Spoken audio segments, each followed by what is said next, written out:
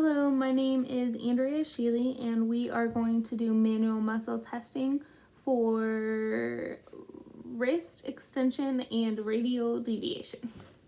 So I'm going to start with my clients with an adducted shoulder, the elbow flexed, the forearm pronated on the table, and the fingers relaxed.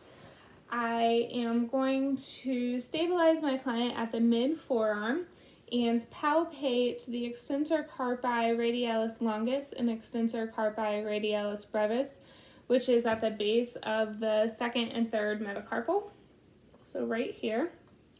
And I'm going to palpate and observe and ask my client to move his hand into an up and diagonal position towards his thumb. So go ahead and do that for me. Perfect. Now, this indicates my client is a 3 out of 5 on the manual muscle test. I am going to apply resistance to my client to see if he has any more than a 3 out of 5. I'm going to avoid the digits just so that I am not hurting him if he may have any arthritis. I'm going to pull him down and ask him to please resist me. So we're going to go 3 plus, 4, and 5. This indicates my client is a 5 out of 5 for wrist extension and radial deviation.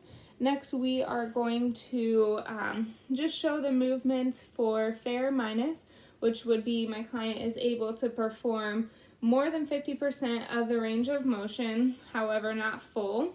And then we are also going to show my client performing 2 plus, which is my client is able to perform some range of motion, but not quite 50%.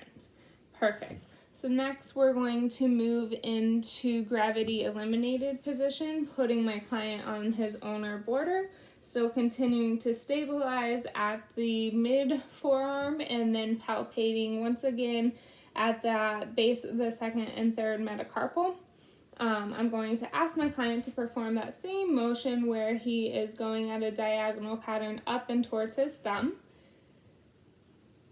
Perfect. This indicates my client is at least a 2 out of 5.